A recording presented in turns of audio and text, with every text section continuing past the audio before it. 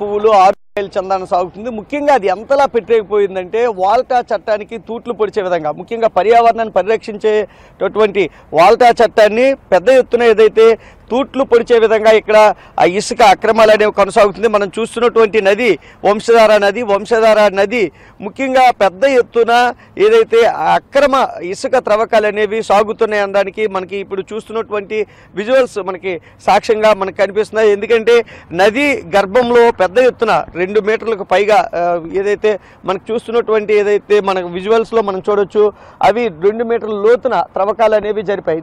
అయితే ఆ నదిలో త్రవ్వకాలు జరపవచ్చు, ఇసుక తీసుకెళ్లవచ్చు, గృహ అవసరాలకు ఇసుక ఉచిత ఇసుక కాబట్టి. కానీ మనం చూడవచ్చు ఈ బ్రిడ్జికి ఆనుకొనే ఇక్కడ త్రవ్వకాలు జరిపిస్తున్నారు. మరోవైపు వాల్టా చట్టం ప్రకారం నది పరివాహక ప్రాంతంలో ఉన్నటువంటి బ్రిడ్జిలు కానీ బ్రిడ్జిలకి సమీపంలో త్రవ్వకాలు జరపకూడదు.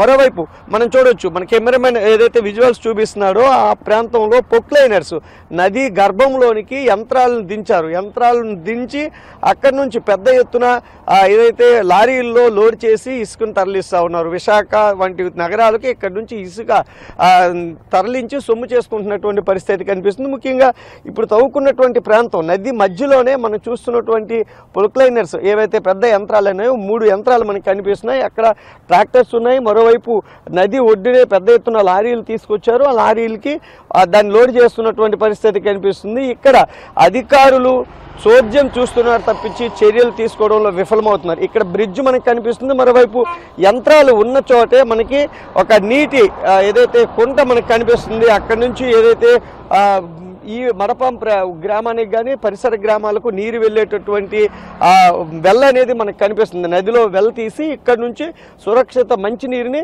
ఈ ప్రాంతాలకు తరలించేటటువంటి పని ఏదైతే అధికారులు తీసుకున్నారో ఆ వెల్ కూడా అక్కడే కనిపిస్తుంది. వెల్ ఏదైతే ఈ చట్టం ప్రకారం త్రాగునీటి ఆవాసాలు ఉన్న దగ్గర కానీ బ్రిడ్జిల దగ్గర తవ్వకాలు చేయకూడదు అనేటటువంటి స్పష్టంగా చెబుతున్నా ఇటు పర్యావరణ చట్టాలను తూట్లు పొడవడంతో పాటు మరోవైపు ఏదైతే ఉన్నటువంటి ఇసుకను ఏదైతే సంపదను ప్రకృతి సంపదను యథేచ్ఛగా లూటీ చేసేటటువంటి పని అయితే నిర్విరామంగా సాగిపోతుంది. నదీ ప్రవాహం కూడా మొత్తం కూడా ఒకవైపు డైవర్ట్ చేసినటువంటి పరిస్థితి కనిపిస్తుంది. దాని తర్వాత వచ్చినటువంటి ఏదైతే ఇసుకను ఇక్కడ యథేచ్ఛగా తీసుకెళ్తున్నారు. ఇదే బ్రిడ్జు మనకు చూడొచ్చు, జాతీయ రహదారి పైన ఉన్నటువంటి 3 బ్రిడ్జులు ఇక్కడ ఉన్నాయి.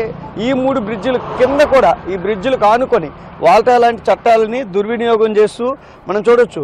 కనిపిస్తున్నటువంటి విజువల్స్ ఏవైతే ఉన్నాయో ఆ విజువల్స్లో మనం చూస్తే ఖచ్చితంగా మనకి బ్రిడ్జ్ కిందనే త్రవ్వకాలు అనేవి జరిపిస్తున్నారు. ముఖ్యంగా ఏదైతే పెద్ద ఎత్తున ఇసుక ర్యాంపులు నిర్వహించినటువంటి వ్యక్తులు ఆ ప్రాంతానికి రానివ్వకపోవడంతో ఇక్కడ ఉన్నటువంటి స్థానిక వ్యాపారులు, స్థానికంగా కొంత పట్టున్నటువంటి వ్యక్తులందరూ కూడా నది దగ్గర మొత్తం ఏదైతే బ్రిడ్జిల క్రిందనే తవ్వకాలు జరిపిస్తున్నటువంటి పరిస్థితి కనిపిస్తుంది. ఇది ముఖ్యంగా ఏదైతే ఆ బ్రిడ్జ్ మనుగడకు దెబ్బతీసే విధంగా ఈ చర్యలు అనేవి ఉంటాయని తెలిసినప్పటికీ కూడా అధికారులు కూడా మేసాలు లెక్కిస్తున్నటువంటి పరిస్థితి కనిపిస్తుంది. నదీ పరివాహక ప్రాంతంలో ఉన్నటువంటి ఎమ్మెల్యేలు అందరూ కూడా ఈ ఇసుక త్రవ్వకాల విషయంలో వాళ్ళ పాత్ర స్పష్టంగా ఉన్నప్పటికీ కూడా అధికారులు ఏదైతే వాళ్ళని ప్రశ్నించే పరిస్థితి అయితే కనిపించడం లేదు. కానీ ఇలాంటి చట్టాలు దుర్వినియోగం అవుతున్నటువంటి సందర్భంలోనైనా వాళ్ళు స్పందించాలని అయితే పర్యావరణవేత్తలు, పర్యావరణకు సంబంధించిన స్థానికులు అయితే కోరుతున్నటువంటి పరిస్థితి ఉంది.